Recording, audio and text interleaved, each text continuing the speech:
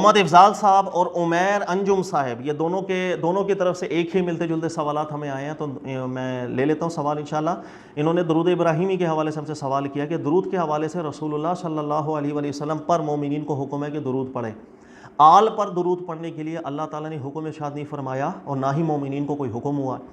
تو ہم یہ آل پر درود کیوں پڑھتے ہیں؟ اس کے علاوہ انہوں نے ذکر کیا کہ یہ بھی سننے میں آیا ہے کہ درود ابراہیمی کے حوالے سے جو روایات ہیں اس کے اندر بہت سے راوی ایسے ہیں کہ جو روافض نظریات کے متحمل تھے، لہذا یہ روایتیں قبول نہیں کرنی چاہیے۔ پھر انہوں نے ذکر کیا کہ درود ابراہیمی میں آل بولا جاتا ہے، اس آل سے مراد کیا ہے وضاحت کر دیں۔ اور اس کے علاوہ عمیر انجم صاحب جو ہیں انہوں نے ہم سے تھوڑا گلہ بھی کیا ہے، وہ کہہ رہے ہیں کہ کئی دفعہ آپ سے سوالات کر چکے ہیں یہ درود کے حوالے سے، آپ نے جواب ارشاد نہیں فرمایا۔ عمیر انجم صاحب میری کوشش تو یہی ہوتی ہے کہ سب کے سوالات لیے جائیں، لیکن آپ یقین کریں کہ آپ کے کچھ کامنٹس کے اندر بھی آپ لوگ سوالات کرتے ہیں۔ اس کے علاوہ جو نمبر ہمارا شو ہو رہا ہوتا ہے ہر پروگرام میں، آپ دیکھیں گے نمبر آ رہا ہوتا ہے، وہ سوالات کے لیے ہی نمبر دیا ہوتا ہے، اس پر اتنے سوالات آ جاتے ہیں میں سارے سوالات نہیں لے پاتا ہوں، اور ابھی اس وجہ سے نہیں لے پا رہا، میرے پاس کچھ ٹائم کی تھوڑی سی کمی ہے، مصروفیت زیادہ ہے، ہفتے میں ایک ہی دن ٹائم نکلتا ہے، اسی میں جلدی جلدی ریکارڈنگز کروا دیتا ہوں میں بچوں کو، ابھی میں کلاسز بھی نہیں لے رہا، تو انشاءاللہ میں تھوڑا سا روٹین میں آ جاؤں گا، تو یہ سوال جو آپ کا جو سیشن ہے اس کو میں تھوڑا لمبا کر دوں گا، آدھا گھنٹہ 1 گھنٹہ، تاکہ سارے سوالات ہوں۔ ظاہر ہے آپ لوگ پوچھتے ہیں، بڑی آپ لوگوں کی نوازش، اور آپ لوگ اس امید سے پوچھتے ہیں کہ ہمیں شاید یہاں سے کوئی مناسب جواب ملے گا یا آپ لوگوں کا دل مطمئن ہوگا، تو یہ آپ لوگوں کی نوازش ہے، میں معذرت خواہ ہوں ہماری طرف سے سوالات کے جواب میں اگر تاخیر ہو، آپ برا مت مانا کریں۔ اب میں آپ کو سمجھا دیتا ہوں بات، دیکھیے گا یہ جو حدیث ہے درود ابراہیمی کی، اعلیٰ درجے کی حدیث ہے، اپنی صحت کے اندر سند میں بھی اور اپنی صحت کے اندر متن کے اندر بھی۔ دیکھیے گا میں اکثر سمجھاتا ہوں آپ کو، متن کی مہارت یہ ایکسپرٹس کا کام ہے، اور وہ اس زاویے سے دیکھتے ہیں ہر چیز کو جس زاویے سے کوئی نہیں دیکھتا ہے، یعنی اللہ تعالیٰ نے انہیں ایکسٹرا آرڈنری ان کا دماغ اور سوچ ہوا کرتی ہے، ان سے وہ کام اللہ نے لینا ہوتا ہے تو وہیں پر ان کا دماغ ہوتا ہے۔ اب میں کچھ مقدمات قرآن پاک سے پہلے سمجھاتا ہوں، پھر آپ کو سمجھ میں آئے گا درود ابراہیمی کیا چیز ہے، اس میں آل پر ہم درود کیوں پڑھتے ہیں اور آل کون ہے۔ اول تو ہمارے یہاں یہ غلطی ہوتی ہے نا، ہم آل سے مراد لیتے ہیں رسول اللہ صلی اللہ علیہ وسلم کے گھر والے، یہ غلطی ہو جاتی ہے، آل سے مراد یہ نہیں ہے، آل سے مراد وہ ہے جس کا ذکر اللہ نے قرآن پاک میں کیا ہے۔ اب پہلے کچھ چیزوں کو سمجھیے، دیکھیے گا کسی بھی کام کو مشروع کرنے کے لیے ظاہر ہے ہمارے پاس قرآن ہے، ہمیں قرآن سے دلیل چاہیے کون سا کام ہمارے دینی لحاظ سے مشروع ہے، اس کے اندر کوئی ممانعت نہیں ہے، اور اس کی تشریح اللہ تعالیٰ نے کر دی، اس کے رسول صلی اللہ علیہ وسلم نے کر دی۔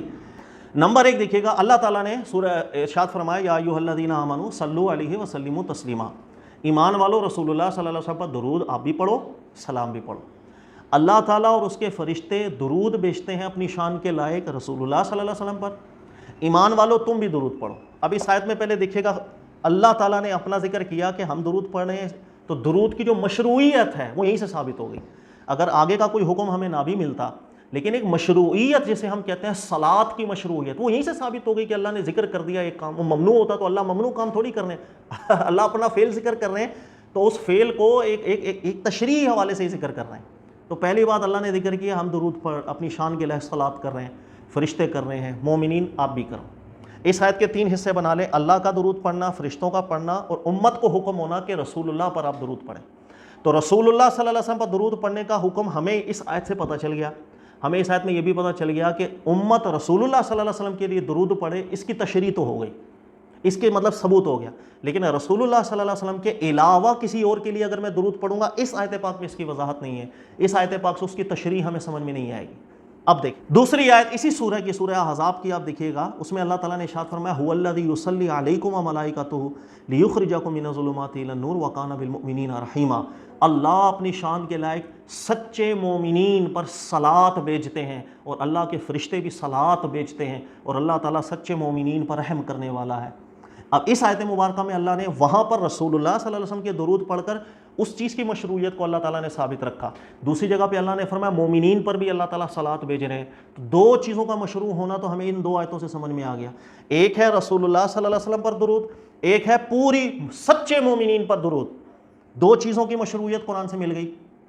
اب اس آیت کے اندر مزید اضافہ تھا کہ مومنین کو حکم تھا کہ تم رسول اللہ صلی اللہ علیہ وسلم کے لیے صلاۃ کرو، لیکن مشروعیت 2 چیزوں کی ثابت ہو گئی۔ پھر تیسری ایک اور آیت ہے، اس میں دیکھیے گا اللہ تعالیٰ نے ارشاد فرمایا خذ من اموالہم صدقۃ تطہرھم وتزکیہم بہا وصلی علیہم ان صلاتک سکن لہم واللہ سمیع علیم، سورہ توبہ کی۔ اللہ تعالیٰ نے رسول اللہ صلی اللہ علیہ وسلم کو ارشاد فرمایا کہ آپ کے پاس جو منافقین نہیں ہیں، جو سچے مسلمان ہیں، جن سے کبھی غلطی بھی ہو جائے وہ اللہ کی بارگاہ میں توبہ کر لیتے ہیں، وہ جب آئیں اور اپنا مال اللہ کی راہ میں بھی خرچ کر رہے ہوں، آپ ان کو قبول کریں، کیونکہ اللہ ان کی توبہ قبول کرتے ہیں، آپ بھی ان کے اعمال کو قبول کریں۔ پھر رسول اللہ صلی اللہ علیہ وسلم کو اللہ نے حکم دیا وَصَلِّ عَلَيْهِمْ، ان سچے مومنین پر آپ صلاۃ کریں۔ سچے مومنین پر رسول اللہ کو حکم ہوا کہ آپ صلاۃ کریں۔ آپ یہاں پر دیکھیے گا اللہ کے نبی علیہ الصلوۃ والسلام کی مبارک بارگاہ میں جب سچے مومنین آتے صدقات وغیرہ لے کر، رسول اللہ صلی اللہ علیہ وسلم نام لے کر ان کو صلاۃ کیا کرتے تھے، اللہم صلی علی فلاں۔ اب یہ 3 آیتیں اپنے ذہن کے اندر رکھ لیجیے گا، جن 3 آیتوں سے ہمیں سمجھ میں آئے گا ہمارے اللہ تعالیٰ نے کن کن معاملات کو درود کے حوالے سے مشروع رکھا ہے۔ نمبر 1، ایک آیت میں اللہ نے فرمایا رسول اللہ صلی اللہ علیہ وسلم پر اللہ درود بیچتے ہیں اپنی شان کے لائق، مسلمانوں تم بھی درود بھیجو۔ ایک آیت میں فرمایا اللہ نے کہ اللہ مومنین پر درود بیچتے ہیں، اس کی بھی مشروعیت، مومنین پر درود بھیجنے کی بھی مشروعیت ہو گئی۔ اور تیسری آیت میں رسول اللہ صلی اللہ علیہ وسلم کو اللہ نے ارشاد فرمایا، اللہ کے رسول صلی اللہ علیہ وسلم آپ مومنین پر صلاۃ بھیجیں۔ لہٰذا ان 3 آیتوں سے 3 کاموں کی مشروعیت سمجھ میں آ رہی ہے۔ مومنین رسول اللہ صلی اللہ علیہ وسلم کے لیے صلاۃ بھیجتے ہیں، اس کام کی بھی مشروعیت سمجھ میں آ رہی ہے، اور مومنین پر صلاۃ بھیجنا بھی جائز ہے۔ والذی یصلی علیکم کی آیت اس بات کا تقاضا کر رہی ہے، اور اللہ کے نبی علیہ السلام نے جب مومنین پر صلاۃ بھیجا وہ بھی اس بات کا تقاضا کر رہا ہے کہ مومنین بھی، سچے مومنین بھی صلاۃ کا محل ہے۔ جب قرآن پاک سے یہ تینوں چیزوں کی مشروعیت آپ کو ثابت ہو گئی، اب دیکھیے گا اللہ کے رسول صلی اللہ علیہ وسلم کی مبارک اعلیٰ بارگاہ میں جب صحابہ آئے اور عرض کی انہوں نے کہ اللہ کے نبی صلی اللہ علیہ وسلم ہم درود بھیجیں تو ہمیں اچھا طریقہ بتائیے درود کا، اس لیے کہ اللہ تعالیٰ نے قرآن کی آیت دیکھیں، صحابہ کو پوچھنے کی ضرورت کیوں ہوئی ہے؟ آپ خود بھی غور کریں نا بھائی، اللہ نے فرمایا صلاۃ بھیجیں، صلاۃ بھیج دیں صلی اللہ علیہ محمد۔ صحابہ کو پوچھنے کی ضرورت اس لیے ہوئی ہے کہ قرآن پاک میں 3 انداز کے اندر درودوں کی بات آئی ہے۔ ایک جگہ مومنین پر درود بھیجنا، ایک ہے اللہ مومنین پر درود بھیجتے ہیں، اور ایک ہے رسول اللہ صلی اللہ علیہ وسلم پر درود بھیجتے ہیں۔ یہ 3 حکم تھے۔ اللہ کے نبی علیہ الصلوۃ والسلام نے جب صحابہ کو تعلیم فرمایا تو جن 3 چیزوں کی مشروعیت اللہ نے قرآن میں ذکر کی تھی، ان تینوں چیزوں کو جمع کر کے رسول اللہ صلی اللہ علیہ وسلم نے درود ابراہیمی میں رکھ دیا، اور نب رسول اللہ صلی اللہ علیہ وسلم فرمایا یوں درود پڑھا کرو، اللہم صلی علی محمد، اے اللہ رسول اللہ صلی اللہ علیہ وسلم پر درود بھیج، وعلی آل محمد، اور رسول اللہ صلی اللہ علیہ وسلم کی آل پر درود بھیج۔ اور آل سے مراد یہاں پر صرف نبی پاک علیہ الصلوۃ والسلام کے گھر والے مراد نہیں، پورے مومنین مراد ہے، اس لیے کہ اللہ نے قرآن پاک میں پورے مومنین کا ذکر کر کے فرمایا کہ اللہ ان پر صلاۃ کر رہے ہیں۔ دیکھیے گا آل کا لفظ متبعین کے لیے بھی آتا ہے، سچے پیروکار ان کے لیے بھی آتا ہے۔ اللہ نے قرآن میں فرمایا ادخلوا آل فرعون اشد العذاب، اللہ تعالیٰ آل فرعون کو شدید عذاب میں داخل کرے گا۔ تو آل فرعون سے مراد یہاں یہ نہیں ہے کہ فرعون یا اس کے بیٹے، مراد ہے فرعون اور فرعون کے جتنے بھی فالوورز تھے سچے دل سے اس کی اتباع کرنے والے، ان سب کو اللہ تعالیٰ شدید عذاب میں داخل کریں گے۔ تو آل کا لفظ تمام کے تمام فالوورز کے لیے، متبعین کے لیے، مومنین کے لیے بھی آتا ہے، اور اس درود مبارک کے اندر بھی آل کا لفظ تمام سچے مومنین کے لیے ہے، رسول اللہ صلی اللہ علیہ وسلم کے زمانہ مبارک سے لے کر کے قیامت تک جو بھی آئیں گے۔ اب آپ کو سمجھ میں آ گئی ہوگی کہ درود ابراہیمی جو ہے یہ بالکل نہ قرآن پاک کے مخالف ہے، نہ اس میں آل کا ذکر مخالف ہے، بلکہ قرآن پاک میں جو 3 احکامات تھے ان تینوں کو ملا کر کے رسول اللہ صلی اللہ علیہ وسلم نے ان تینوں مشروعیتوں کو ایک جگہ پر اکٹھا کر دیا۔ اللہم صلی علی محمد وعلی آل محمد کما صلیت علی آل ابراہیم انک حمید مجید۔ اس کے صیغے الگ الگ بھی آئے ہیں، جس طرح میں نے پڑھا اس طرح بھی ثابت ہے۔ اس کے علاوہ فقط درود رسول اللہ صلی اللہ علیہ وسلم پہ پڑھیں، اس کی بھی کوئی ممانعت نہیں ہے۔ یہی وجہ یاد رکھ لیجئے گا، شیخ ابن تیمیہ صاحب رحمۃ اللہ علیہ انہوں نے ذکر کیا کہ اگر کبھی انبیاء کرام علیہ الصلوۃ والسلام کے ساتھ جو خاصہ درود بن چکا ہوا ہے نا، اس انداز میں نہیں، اس سے ہٹ کر کے اگر عام مومنین پر بھی کوئی بندہ ڈائریکٹ درود بھیج دے گا نا تو کوئی مسئلہ نہیں، اللہ نے قرآن میں مشروع رکھا ہے۔ ہاں جو انبیاء کرام علیہ الصلوۃ والسلام کے ساتھ ایک خاصہ بن چکا ہے اس کا خیال رکھا جائے، وہ خاصہ کبھی نہ ٹوٹنا چاہیے، اس لیے کہ اسی پر ایک تعامل چلتا ہوا ہے۔ تو مختصر یہ ہے کہ عمیر صاحب آپ کو سمجھ میں آ گیا ہوگا کہ اس کی سند میں اگر کوئی رافضی، اگر کوئی عیب بھی ہوتا نا چھوٹا موٹا کہ جس کو ہم برداشت کر سکیں، لیکن اس کا متن کوئی ایسا نہیں ہے جو قرآن کے خلاف ہو، قرآن پاک کے بالکل مطابق ہے، اور ویسے بھی اس کے راویوں میں ایسا نہیں ہے کہ کوئی رافضی وغیرہ یا کوئی بد مذہب یا کوئی دیگر افراد ہوں، بالکل ٹھیک اس کی سند ہے اور بالکل ٹھیک اس کا متن ہے، بلکہ بڑا اعلیٰ درجے کا اس کا متن ہے کہ قرآن پاک کی تمام مشروعیتوں کو ایک جگہ پر اس نے اکٹھا کر دیا۔ جزاک اللہ خیرہ۔ اچھا، محمد افضال صاحب نے بھی یہی ملتا جلتا سوال کیا تھا، تو ان کا بھی جواب اسی کی چیز کے اندر ہو جائے گا۔ ایک چیز ہے، ایک شخص نے مجھے سوال کے اندر ذکر کیا